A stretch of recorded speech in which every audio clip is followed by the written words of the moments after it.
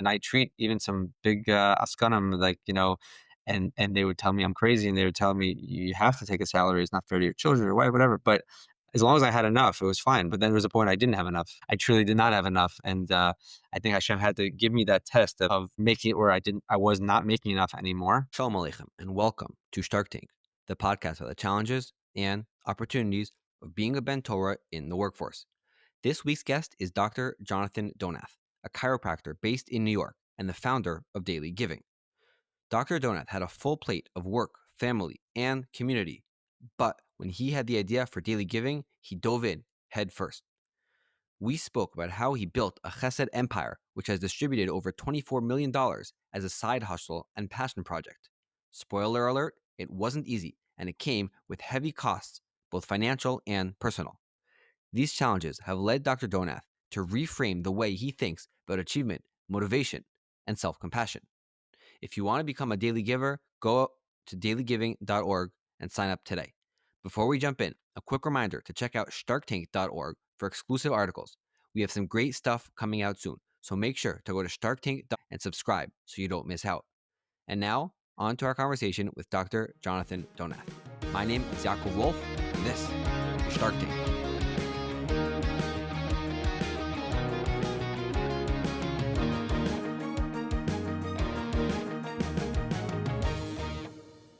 Dr. Jonathan Donath, welcome to Shtark Tank. Thanks for having me, Yaakov. So I don't talk that much about my professional life on this podcast, but maybe I should do it more often. But I have the great privilege of working at Adi Negev Nachat Iran, and it was a great bracha to be able to connect with you not once but twice, bringing your daily giving missions down to see the work that's being done there. So that was really a great bracha, and now I'm happy to be able to talk with you on the podcast. So Adi Negev is one of the greatest organizations in the world, so I think you should talk about it more. yeah, so maybe you could tell us a little bit about your background, your upbringing, and your choice to become a chiropractor. Was that always what you were planning on doing, or was that something that sort of fell into your lap? Great question. Okay, so I was born and raised in Minneapolis, Minnesota, which is not your not your everyday story. My father just retired last week after being a professor at University of Minnesota in mechanical engineering since 1978. He just retired literally last week. And so my parents will be moving from Minnesota to Teaneck in the next year or so. So I grew up in Minnesota. It was great to grow up in the Midwest, and people are just very nice and friendly there, and a small Jewish community, but it's probably about 500 Orthodox families, and had a great day school experience through 8th grade. And then it was like a choice. My parents did not.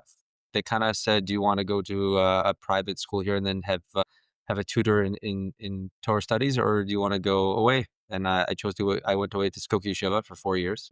And looking back, and I had a very good experience there. But looking back, now that my son just graduated high school, is going away next year. To think about at 13 years old, I left my house and lived in a dorm. Certainly, probably shaped a lot of who I am today. Having those very formative years of high school, I was not around my parents a lot, and had the freedom to do what I wanted, and that was a lot of very positive things, and probably a lot of negative things too. That took me a while. My wife teaching me a lot of things as an adult. When you're so used to doing whatever you at 13, 14, 15, 16, not asking permission to do anything. You're kind of free to do a lot of things. It certainly shapes you a certain way.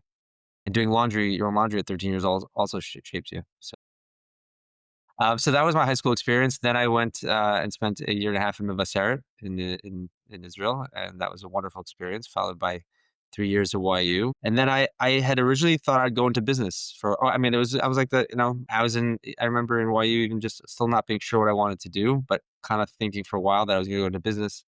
And then I spent 2 summers at Camp Hask, and that was really the game changer. When I was in Camp Hask, I decided I really wanted to do something more. Not that business isn't meaningful; it can be very meaningful. But I just decided I really wanted to help people. And I remember as a child wanted to be a doctor for a little bit, but that kind of went away at some point. And then it was really brought back at Camp Hask. That's when I decided I wanted to be a doctor. And then it was a journey of deciding what kind of doctor I wanted to become.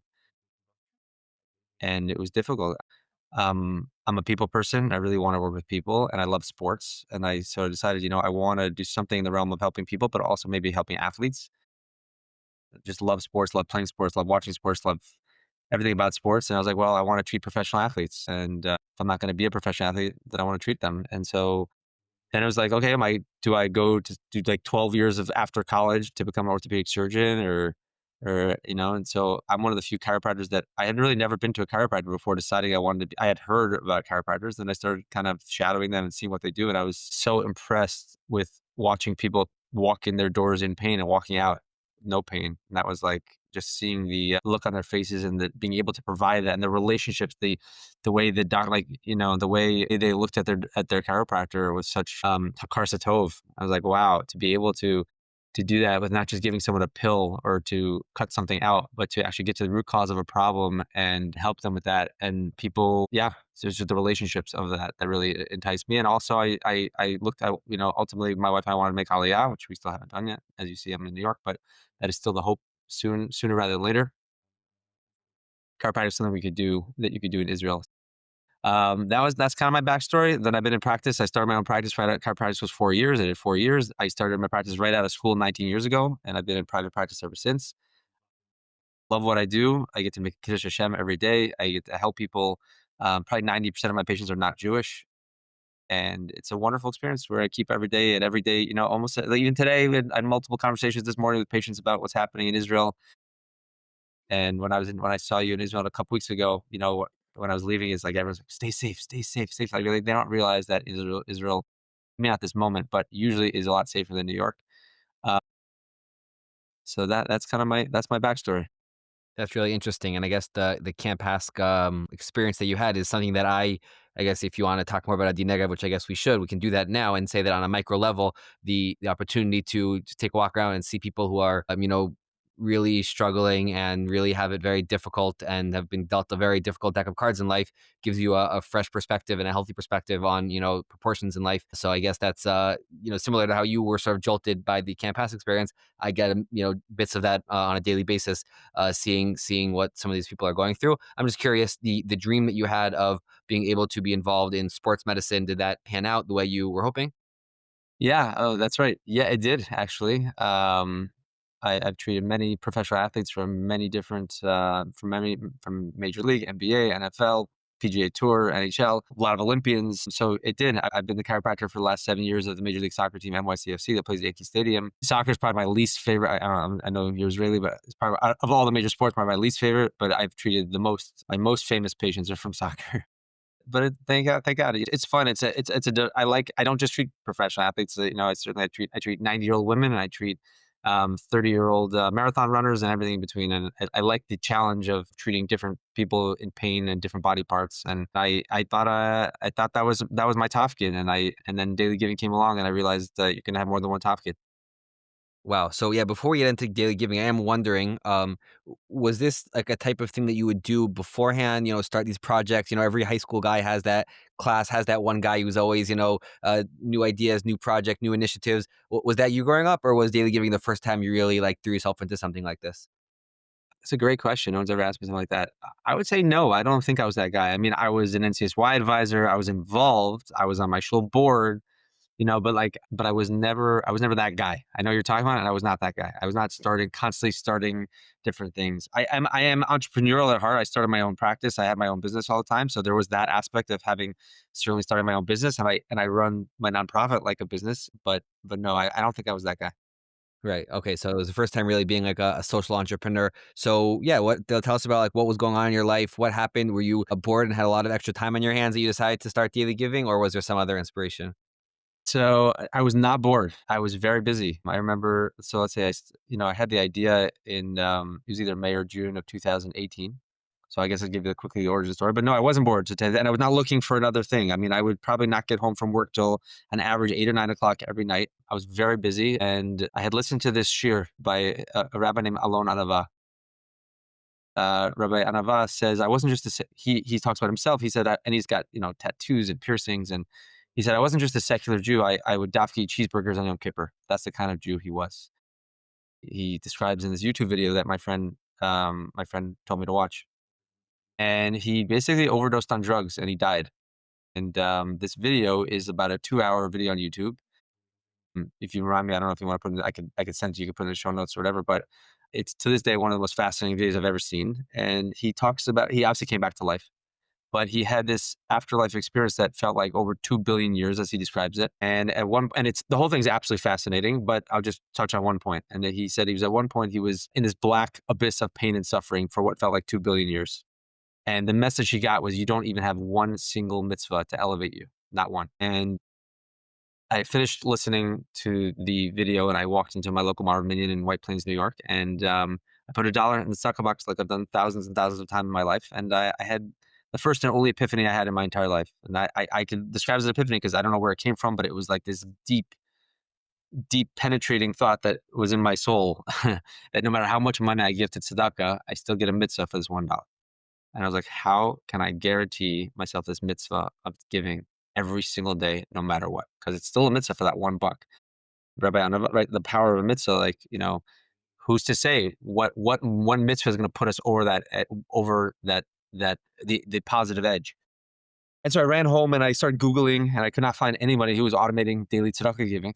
And I called up my website guy, Shaul. I said, Shaul, what do you think of this idea? He says, great idea. I said, can you build me a website? And he said, absolutely. And I called my other best friends, and we started meeting in one of their houses, uh, and basically daily giving was born. We automated this platform, and I'll tell you also, another idea I had, that I thought if I can get Rabbi Pesach Krohn to speak about daily giving the way he speaks about Torah Anytime. I always hear on all this shiurim on Torah Anytime, he's always saying, like, if you're in Argentina or Mexico or listen, and names like 8 countries. I was like, wow, if he would speak about daily giving this way, we could blow up and make this global organization. And so I called him. I'd never spoken to him before. I remember my heart really beating out of my chest, and the voice of Torah Anytime came on the phone, and I told him the idea, and he really liked the idea, and he said, we need to get a rabbinical council of rabbis to people that people trust, so that people know that the money's not going to go to your kid's college fund, and that's what we did, and we got Rav Rosh Shefter Shlita, and Rav Moshe Leaf, and Rabbi Krohn, and my Rebbe in White Plains, Rav Shmuel Greenberg. And we started the website in we went live on January 1st, 2019. And again, the idea was to try to get people all over the world to give $1 of tzedakah together every single day. And every day we give the entire amount of tzedakah to a different incredible Jewish nonprofit, including Adi Negev, as you know. And we now have over 21,000 Jews from 43 countries, all giving $1 together every day. I think next week we're going to give out our 24th millionth dollar. And we're now giving out almost $8 million a year just from people giving $1 a day. 91% give $1 a day. Some give more. Some give for everyone in their families. And every day we send out an email to all our givers to tell them where their money's going, with a little blurb and a video about that organization. And the feedback has just been amazing. Everyone, I go all over the world, and people stop me and they tell me it's their favorite tzedakah and they love being a part of it. And my favorite thing personally is the achdus, the unity we're creating, of giving Jews of all types. I've literally been all over the world where I've got completely secular Jews tell me how much they love it. And I have, Satmar Hasidim tell me how much they love it. And to me, I love all Jews. And so to me, it's like, what more can Hashem want than all of his children coming together every single day and giving to our brothers and sisters who are less fortunate. And that's how I feel. It's a privilege. That's really beautiful. And in the 6 years, besides for sort of the mind-boggling sums that you're talking about in terms of numbers and impact, what other sort of changes, growth, and maybe other surprises and pivots have you experienced in those 6 years? It's been a journey. It has been a journey. I honestly thought in the 6 months leading up to daily giving starting, and everyone I would speak to about it were like, that's an amazing idea. Of course I'm going to do it. And everyone was like, yeah, that's a no-brainer. So I guess I was a little bit surprised when we started that after like the initial like week where maybe we got, I don't know, 90 or 120 people to join that first week, then it just stopped. And like there was, if I wasn't, I realized every day I had to get someone. I wanted someone to join every day. I wanted to keep the positive momentum going. So for months and months, if no one signed up by 9 or 10 o'clock at night, I would take out my phone and I would just start finding some friend or person that I haven't seen or talked to in years. And I'd call them and I'd make conversation. I'd tell them and they're like, oh, it's a good idea. And then I'm like, can you sign up? And they're like, now? And I'm like, yeah, I kind of want to get this. And that's how we do it for many months until just certain breaks. Getting different rabbanim to speak about it and different was key. Getting rabbanim on board was great. You're between Rabbi Krohn and Charlie Harari and Rabbi Zachariah Wallerstein Zatzal and many other rabbanim, and it was great. And that was a big turning point of getting to start growing. It's been, people might think, oh, it's snowball. Now we have over 21,000, but it's a grind. it's a grind. It's still there's so much. Jews are asked to give tzedakah every day, multiple times a day, many, many, many times a day. And so you just say, "Oh, it's just a dollar." It is just a dollar, and it really is the biggest no-brainer because it's like you could set and forget and get that extra mitzvah every single day. But I still think that it is something that we are this opportunities. We have so many opportunities to give, and people do get burnt out from giving, unfortunately. And so it's a grind. It's still a grind to grow today, every day. It's interesting. You did talk about the grind, and you compared it or contrasted. I'm sorry to maybe the people who are overjoyed and happy about the experience, and that's an interesting dynamic, which maybe we'll put aside for now and come back to in a little bit. But you did mention the rabbinical council, and I'm wondering, is that I'm sure that's mainly about allocation, but are there other sort of interesting conversations or dilemmas that you guys have with the rabbanim that would be interesting to learn about as far as like what questions you're struggling with in the back doors of daily giving? That's a good question. It's been a while since there's been any shilas because we worked out a lot of stuff in that first year. But yeah, it definitely is hard. It's not easy. I mean, we had 700 applicants in the last. We haven't added. We had added every year, and then we made all of our existing organizations reapply so that we could really do an even better round of due diligence, which we did, and that took a lot of time. We have a very small team. I didn't mention yet, but daily giving doesn't take anything. So we do have a budget. People say, oh well, we don't have a budget. We do have costs, but we fundraise for all those costs ourselves separately.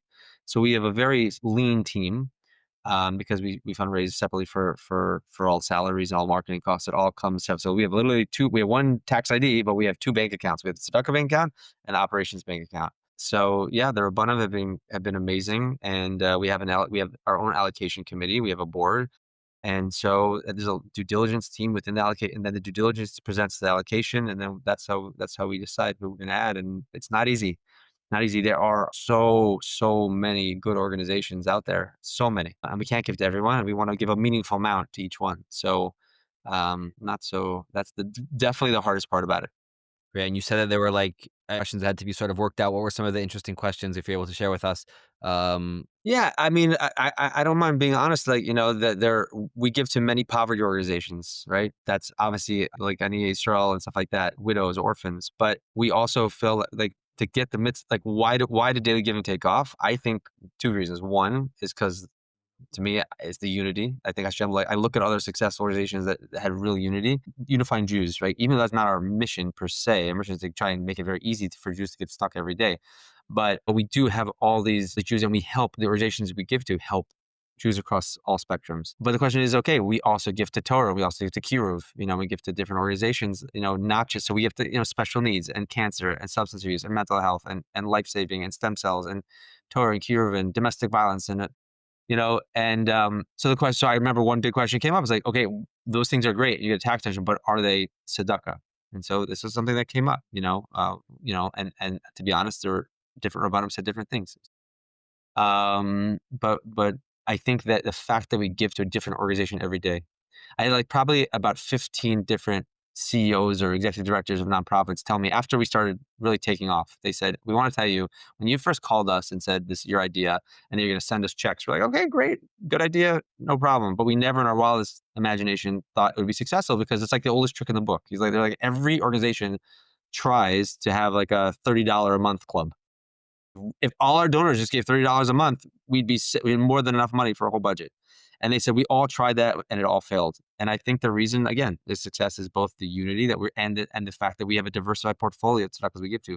People love that every day we give to a different organization. It's a different individual mitzvah every day, and we're also helping a different organization every day. And people really enjoy that because I think there's a little bit of a guilt around tzedakah also. We get, like I said before, we get hit and we get hit. We get, it used to be envelopes constantly. Now it's WhatsApps constantly. And there's a little bit of guilt. No matter how wealthy you are, you cannot help everyone. You cannot even help every category. But with daily giving for $1 a day, you get to feel like you're helping someone. I remember Jonathan Rosenblum wrote a wonderful article in Mishpacha magazine a few years ago, and over 100 people signed up for the article. But I thought the greatest thing was like 2 weeks later, there was a letter to the editor, and this person, it was anonymous, I don't know, again, I don't know if it's even male or female, but the person said, I always struggle with tzedakah because I feel like my $18 or $30 checks, my $36 checks always seem so meaningless. Like, what kind of impact am I really having for $18? And they're like, but with daily giving for the first time in my life, I feel like such a big veer. I'm giving $1,000 a day. That's where we were at the time. And that's just like another reason, right? With daily giving, we really are having a massive impact, and that's very rewarding. Because whenever we give, whether it's a dollar or $10,000, we want to know we're having impact with our tzedakah money. Right, interesting. When I sort of been watching, Daily Giving, and my sort of theory, and this doesn't negate the other things that you said, but maybe one aspect that I think of is the fact that when you're giving to Daily Giving, you're not giving to an organization who's asking you for money, which has always smacks, not always, can sometimes smack of, look at me, whatever, but you're just being a facilitator to other organizations. So that ask, or that gift is very different than an organization, which again, they're all wonderful. I'm not chas shalom casting any doubt, but just a bit of a different dynamic when you're coming and saying, look, I'm not doing anything. I'm just facilitating other wonderful organizations. Correct. Correct. And giving and facilitating giving. We are teaching young people about giving. We're getting high school students are saying, their parents are, so they're like, you have babysitting money. Why don't you give 10%? We can, they can give $30 a month to daily giving. And, it's a story I've told many times, but it's one of my favorite stories to tell because and you'll understand in a minute. But one time someone signed up for $1 a day, and then a minute later, it's a second $1 a day, and a minute later, third, he did it 5 times with 5 different email addresses. I called to thank him, and I asked him, why he did that. And he said, I wanted to give $1 a day for every one of my children to teach them about tzedakah. And I said, wow, that is incredible. How old are your children? And he said, they're 1, 2, and 4. And I was like, wow, can you explain that? And he said, yeah, I already reserved Gmail addresses for each of them. And now in 8 or 9 years, when I give them their passwords and they open up their emails for the first time, they're going to see only one email, but repeated thousands of times. Thank you for your donation every single day.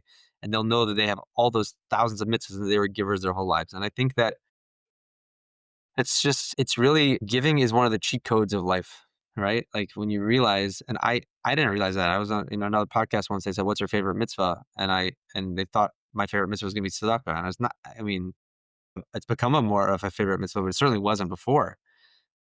And I think that being a part of daily giving and just seeing what it's like, I give more tzedakah to other organizations, not just daily giving. I give more tzedakah in the last 6.5 years. I've raised the amount of tzedakah I give exponentially. Um, because now I'm around.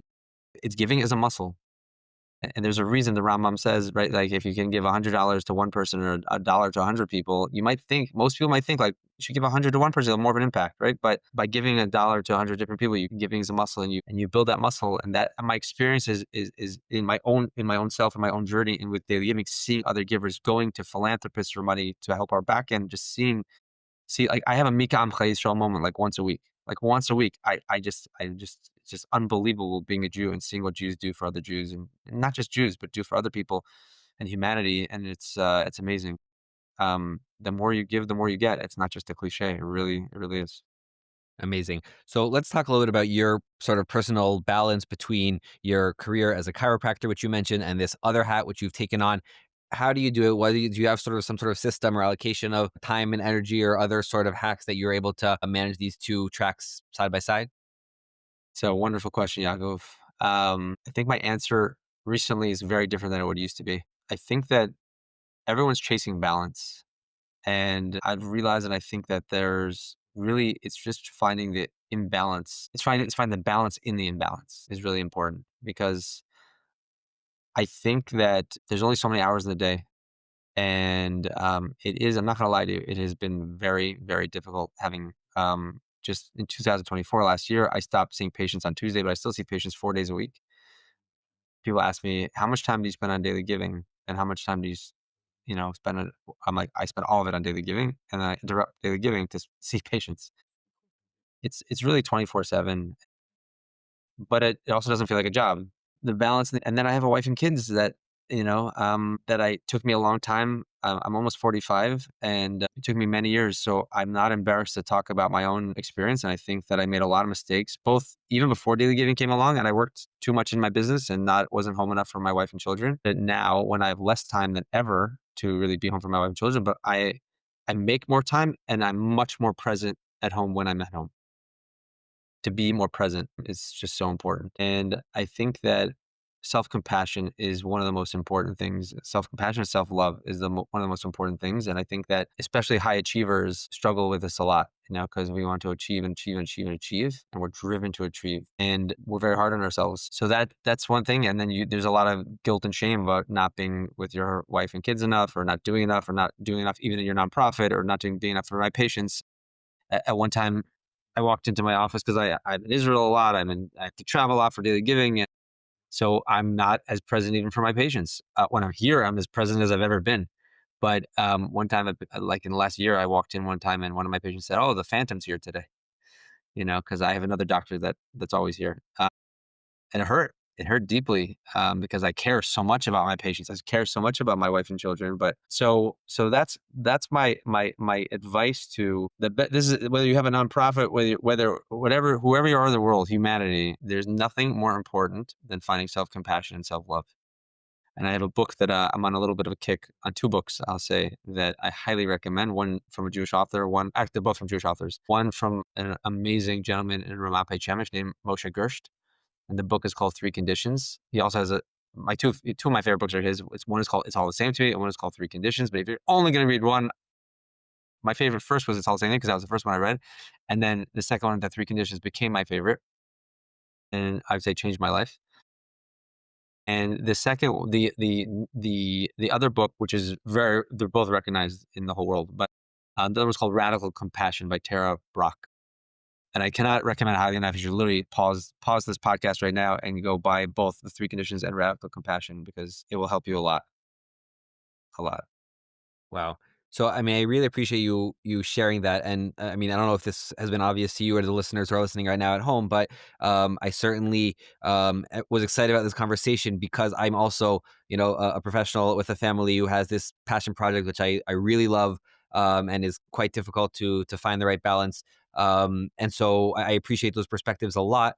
And I am wondering, you described this wonderful description of full-time daily giving and then interrupted for patients. You mentioned that. You also mentioned that when you're with your patients, you're always fully present. And I'm wondering if that was itself a struggle. For me, when you're so passionate and excited about something, it can be on your mind when it's not supposed to be. So I'm wondering if that's something that you've had to work through. 100%. Yeah, that's the look. We're always in this 2025. You're always vibrating or ringing or buzzing. There's always something. If not, it's my staff coming to tell me something. It's nonstop, 24/7. Then you got knife, social media, and all that. And so, as Jews, we have Shabbos, which is like the biggest gift, right? And I think someone said this to me once, and I was like, it's also bringing Shabbos to your weekday, right? Like Shabbos is a gift from Hashem. I think we all understand what a gift Shabbos is, because we could shut our phones off and have those 25 hours of more presence. I mean, think about how much easier it is for us to be present on Shabbos for our families, because we don't have the distractions of our phones and our work lives. And so someone also said that, and I didn't understand that. I was like, I am like a just constantly going. From the moment I wake up, and my wife would be like, "Don't you want to just like take a break?" And my break would be like no, I'm like, no, I'm happy doing daily giving stuff on my phone. I don't need a break. My daily giving staff would be like, "You're gonna burn out," and maybe I would have, maybe I don't know, but I didn't think I was gonna burn out. But I found I found meditation like probably 3 years ago. Probably would have been like, oh, so out there or something. But there really is so much greatness in the silence. And I mean, I did something a few months ago that I couldn't believe. Like I once came home, my kids weren't home, my wife wasn't home, and like my wife left me dinner, and I warmed it up, and I sat for like 10 minutes and ate my dinner, and I did not put a podcast on, I didn't put a shear on, I didn't put a TV show on. I just put my phone aside, and I just sat in my own, like just let myself just think or not think, whatever, for 10 minutes. I would have you told me that even a year and a half or 2 years ago that I would do that, I'm like, "There's no chance." And, I see the value in it. I see the value in just letting our brains rest, and as someone said, there's Shekhinah in the silence, and I really think there is Shekhinah in the silence. I think, I had the idea of the epiphany of I didn't say it happened tomorrow, but it was during Shemona Esrei that I had the epiphany, right, in the silence. I think I really actually didn't think about that too much, but it was then in the silence. Yeah, I recommend to everyone, to just even find 5. I used to think, we're Jewish. We have davening. We daven every day. That's meditation, and it is a form of meditation, but it's not the form that there are. We hear the voices in our head, or there's always voices.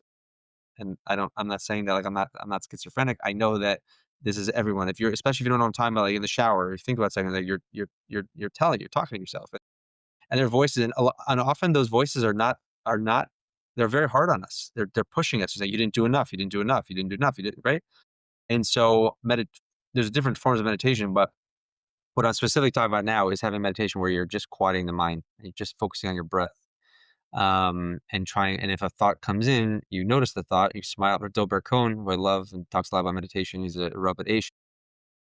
He taught me a lot. Both he and Moshe Gersht talk about meditation a lot, and just again noticing the thought, but then letting it go.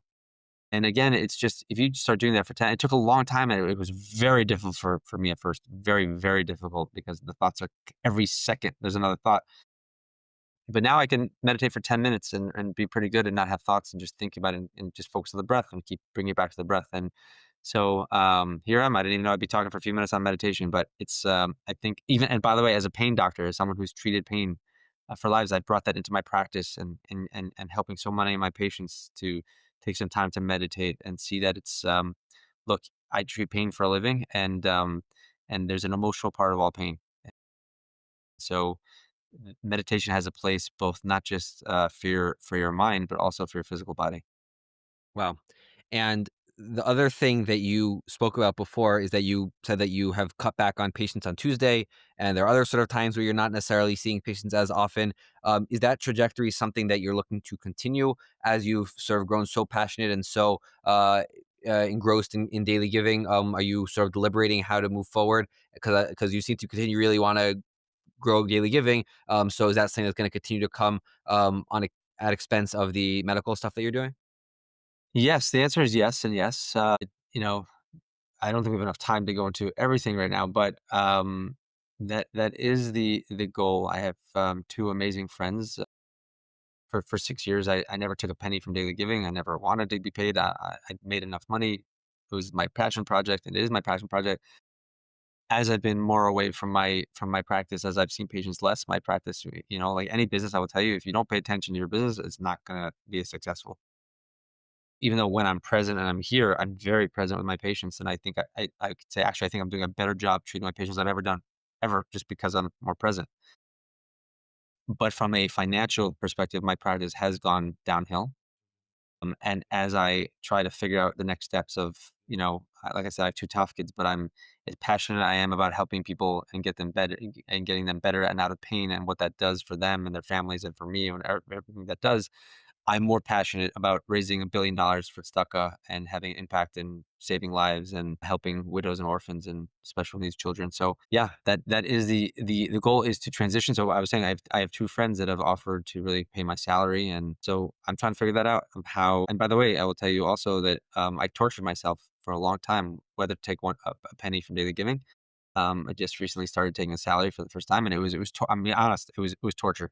It was like 6 months to a year of real torture because I did not start daily giving to get paid. So I felt like there was a element of like feeling not and it doesn't come with sucker money. Remember, it's not again, it's two separate things. I have been the fundraiser for my entire budget the whole time and never got paid. But the truth is, and if this helps one other person, is and I treat even some big askanim like and they would tell me I'm crazy, and they would tell me you have to take a salary. It's not fair to your children or whatever. But as long as I had enough, it was fine. But then there was a point I didn't have enough. I truly did not have enough, and I think Hashem had to give me that test of making it where I was not making enough anymore, and to realize, okay, that I'm spending ungodly amounts of time doing this, and we're doing something, and there's nothing wrong. Like it's actually a dream. Like one day, hopefully soon, I will be paid to do my mission in life, which I think I'm good at also, which is nice.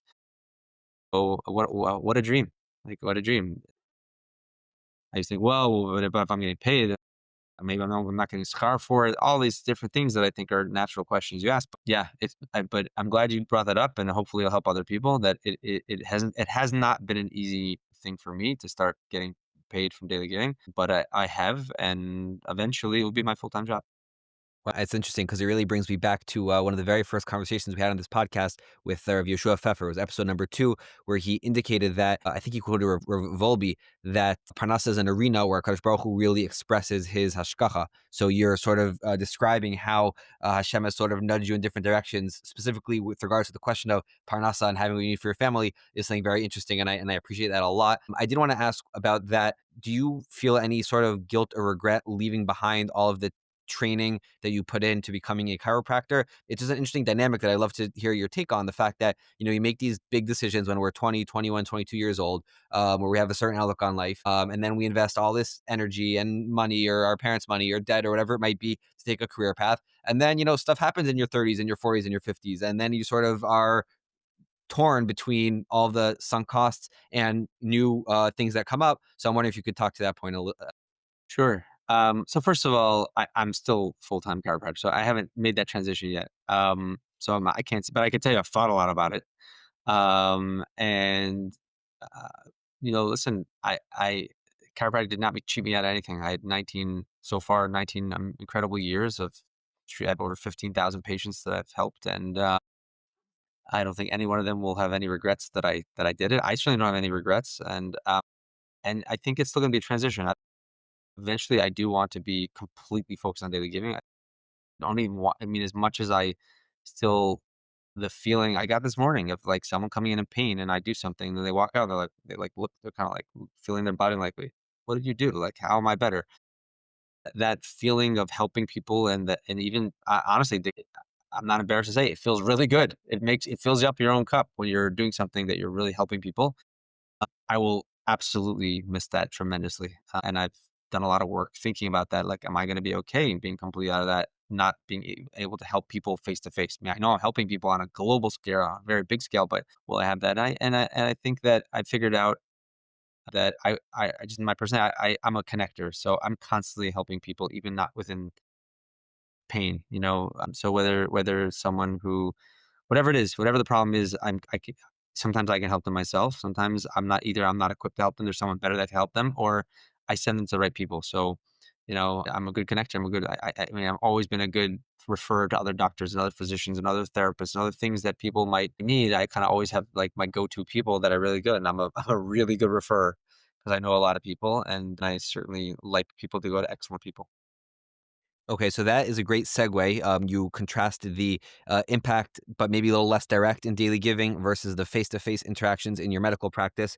So when we talk about daily giving and more broadly about tzedakah in the year 2025. So the whole automated deposits, automated giving are very easy, very convenient. That's very, very wonderful. But again, tying in another great comment that you made about the Rambam and the fact that you're giving $1 and that original epiphany of taking $1 out. And I would even add maybe another layer is that if the schnar is actually in front of you and you actually give him a kind word and you empathize with him versus putting it. So all these levels of engagement in actual tzedakah, hands-on engagement in chesed, can sometimes feel a little bit lost in the age of automated deposits, automated giving, and stuff like that. So I'm wondering, as someone who is forward thinking about the world of tzedakah, where we're headed in the future, is there a world where we could see ourselves sort of shying away from these automated programs, or in the more positive sense, finding ways to really focus on engaging in chesed that's hands-on? It's a really good question. There are people who have said, I don't want to sign up. I want to give every day. I don't want, because we can't hit people's credit card every day. I'm actually a shaliach. I give everyone's money for you, like you're part of it. So every day I give the money for you. Uh, and the Rabbanim said that back to another question we asked her, right? Like they are yotzei the mitzvah stuck every day. And I remember one of the Rabbanim saying that, during by Baruch David, if he doesn't have cash on him, he's like, oh, I'm counting my daily giving money, as my tzedakah right now. So it certainly counts, but to your point, like someone would be like, well, that giving muscle. If I'm not giving it every day, I don't know, am I feeling it? And so, but the feedback I've gotten from our givers is that the daily email is key, right? Like people getting that daily email every single day reminds them. It reminds them that they did give. It makes them. We all back to self-love, self-compassion, right? Like we are so as humans, we are so hard on ourselves, and we get so many WhatsApp and emails a day, right? It's like crazy. But that email pops in, you could be having a bad day, good day, and then all of a sudden people say thank you for your donation. You're like, oh, like what did I give? Oh yeah, I gave. And so I do think there is that aspect of it that really helps. I think that in today's day and age, most people don't carry around cash anymore. So that's another difficult thing. I still give when I'm a minion. I still give if I have cash on me. I always give. I always look at daily giving as it's not instead of it's an addition to. So the $24 million we've given out already, the almost $8 million a year is really it's all poof. It's like new money because it's not people are not going to give ID negative or can't pass less. They're not going to stop giving their bigger checks there because they're giving $32 a month to daily giving. So again, the reason why we can't hit people's credit card every day because this transaction fee for credit cards would be like it'd be about 30 cents of that dollar would go to the credit card. So that's why we have two choices when you sign up. It's by the way, I didn't mention the website. It's dailygiving.org. You could pause the podcast now for a second too if you'd like to go sign up. You'll love being a part of it. But um, when you go to dailygiving.org, you have two choices to give you either monthly or annually. To your point, is it perfect? Nothing's perfect when nothing's perfect, but I think that and what I see and the feedback we get from people, especially, they sign up. We have more people that go from $1 a day to then sign up their family and other people and more than go from $1 to cancel. Um, so people really, really enjoy it. And like I said, I've gotten the feedback is it's really helped people become to be givers, which is the most important thing. That's what the Rambam was looking for, right? That's what it's all about. But I think it's an excellent question. Technology is constantly changing, and I think that giving online is here to stay. I think donor advised funds are another way that people are going to be your donor funds and the pledgers and the different Jewish community funds and all these different donor advised funds have made it very easy to give in an even better way. And when you like what I did, and I didn't always do this, another thing I started as a result of the giving that I literally take 10% of the money I make after taxes and I put it into a donor advised fund. And then that money's there. And every month when I get the paycheck, it goes in automatically. And like all of a sudden you see how much stuck money is in there, and you give. It's so much easier to get that stuck money when it's already literally. I gave a lot before. I thought I gave a lot, right? But when you earmark the money and it grows, and you're giving it out, and you're like every month you're adding more and more. It's so much easier to give when it's already thing. And I've heard so many shirim of great one Rabbi Ephraim Goldberg way back when, and and he just emphasized it's not our money. And it's not our money. So if you look at this like a different way, if you had to give the 10% to get the 90%, you would. That's how you have to kind of look at it. And Yeah, I love that distinction between doing an act of giving and being a giver and having an identity around your persona as being a person who gives. Obviously, reminds us of Rav Dessler and Kutsha Chesed. Are there any other sort of practical things that you've learned along the way in terms of making that shift and having that sort of mindset? I mean, being a giver does not always have to be with money. It could also be with time. I think it should be both. But yeah, I nothing's popping up to me right Oh, I know, away. because sometimes people just like, they've given a lot, but they don't necessarily view themselves as like as one of their tags. Like, oh, I am a doctor, a lawyer, a chazan, a point guard on our local basketball team. But they don't necessarily view that giver as a inherent part of what they do. And you're saying that through daily giving, people are able to sort of access that, which is really special. And I'm wondering if that rings any other bells. Yeah, well, I'll tell you one thing it rings is that I think back to people being very hard on themselves. I have one friend in particular, and she always feels like she's not doing enough. She's always like, "You do so much, I don't do enough." But meanwhile, she does a lot, right? But it's like we all, I think back to just self compassion, right? Like if everyone just has more self compassion, there'll be, when you have self compassion and self love, and you understand why you think that, where it's coming from, and you can have compassion for that part of you that is um that is driven, and why is it driven? Why are you afraid of failure? And you can heal those parts. Uh, you can really when you stop judging yourself, you stop judging others. You realize that all judgment of other people is really things trigger you because you're judging other people because you're judging yourself. And so it all comes back to self compassion. Like, so I said to her, I'm like, every time I have to remind her, like, you're doing so much, but she thinks she's doing nothing, and everyone does things in their own way. And some people, some people start organizations and some people don't. And it doesn't mean you're lacking or you're doing a bad job. Everyone has their own tafkid. Does that mean we shouldn't push ourselves? No. People are afraid that if they have self compassion, that they won't be driven. They're like, no, I'll be nice to myself. I deserve a break. I'm not going to get things done. I'm not going to drive. And that's the Sahara. Trying to convince you that the more self-love and self-compassion you have, the healthier you'll be, the more people you'll help, the more you'll be able to actually really accomplish. Wow. And the last question for today before we get to our lightning round is that you opened up before about the challenges of balancing or imbalancing between your career, your business, your chesed, your passion projects, and your wife and children. On your recent trip to Adi Negev, I got to the pleasure of meeting your parents, and some or all of your children were there as well. So you talk about some of the positive potential of involving your family in chesed and what some of the ways that we might be able to think about that. Yeah, I'll tell you the unhealthy way first that I think I did for many years, which was, I think I wasn't as self-aware. And I'm just so passionate about daily giving that I could not stop talking about it. It doesn't matter how many times my kids heard about it. Like, if we have Shabbos guests, like, it would come up. Not 'cause even sometimes they'd bring it up, and I would just answer their questions. But I think my wife and kids at some point were almost resentful, and not almost. Let's be honest. It became. I think there was some resentment to daily giving from my wife and my children because of how much time and how much it took me away from them. And so I didn't do it right from the start. So hopefully someone can hear this and rectify that. But I think you have to involve all your children as much as possible. My son just graduated MTA, and for his high school graduation, I took him. We were going on a daily giving mission to Israel with some philanthropists, and that was his graduation present. I took him along, and my wife went on a previous one, and I think that it's really, my kids definitely know how much time I spent on stuff. I mean, like, that there's also, they're learning that. So even if they resent, there's like, they're still learning about it. I think it's important. My father was always on the board of the shul, and my mom was always head of the welcoming committee and had so many guests for Shabbos. And it comes from somewhere. Like, there's a lot of chesed I grew up around, and I think that's really important for kids to see. But I think involving the kids as much as possible, making sure to, that when you have tons of people at your table, Shabbos guests, like, not just focus on your guests. You have to really make an effort to bring your children and make them feel a part of the conversation as well, whenever Wow. possible.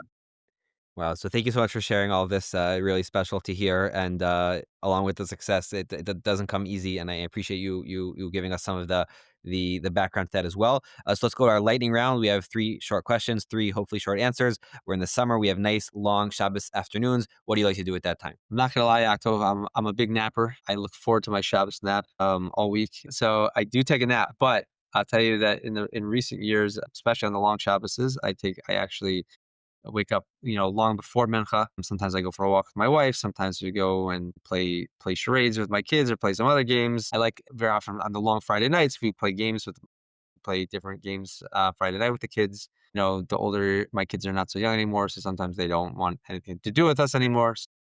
No, but it's all good, thank God. And so that's, yeah. The games, walk to a friend's house and hang out with friends that I don't get to see during the week. Yeah. During episodes in the winter, we asked about the Friday night schedule, so you'll have to come back again and tell us more about those games. So you mentioned some great books that you have really impacted your life from Moshe Gersht and others, and we'll definitely link to them in the show notes. Is there a specific sefer, maybe in the more classic Torah realm, that talks about either chesed or self-compassion or other topics that you find really shaped who you are, or that you find really inspiring? If I that's love all the biographies that Art Scroll puts out. I've read a ton of them. I love Living Legend. When I came to Israel a couple weeks ago, when I saw you, we also went to Migdal Or, another organization we give to. Adi Negev and Migdal Or are two of the top organizations in the world, and I don't say that about everyone. I mean, there are a lot of top organizations, but reading tzedakah Grossman is the book Living Legend. I highly recommend that. Someone I heard once on a podcast, they're like, you want to grow, read biographies. And Article puts out all these amazing biographies. I love the one on the Tusher Rebbe. I love that one. I love the one on Reb David Feinstein. There's so many good ones, and there's so much to learn from all different angles. You don't have to be even like, so you don't, and not just people at the level of Rav Yitzchak David Grossman and I mean, I love the one on Ellie Beer, 90 seconds. There's just so much you can learn from other people's lives. So I think that's very inspirational. I think working on Amuna and Bitachon is really great. We read every Shabbos, Friday and Shabbos at the table. We read a story from the Living Amuna series by Rav David Ashir. Huge fan of that. I just started Chavrusa in Shar Bitachon, which is great. So that's, working on Amuna and Bitachon is And finally, if you had to choose a new job in a new industry, maybe something you dreamed about doing as a kid or something you had maybe a minor itch to get involved in, what would that be? I love my two current jobs. I don't have to think about another one. I don't know. As a kid, I actually love to play golf. I wouldn't mind playing more golf and being a professional golfer. I've treated some professional golfers, and guess what? They don't love golf as much anymore. So if I was a professional golfer, I probably wouldn't like it as much anymore. All right, so we'll just stick Maybe that with was my daily answer, giving. professional golfer. So we'll stick with daily giving and being a chiropractor. Dr. Jonah, thank you so much for coming on today, and I really appreciate all of your stories, experiences, and the lessons learned along the way. Thank you, Yaakov. Really appreciate it.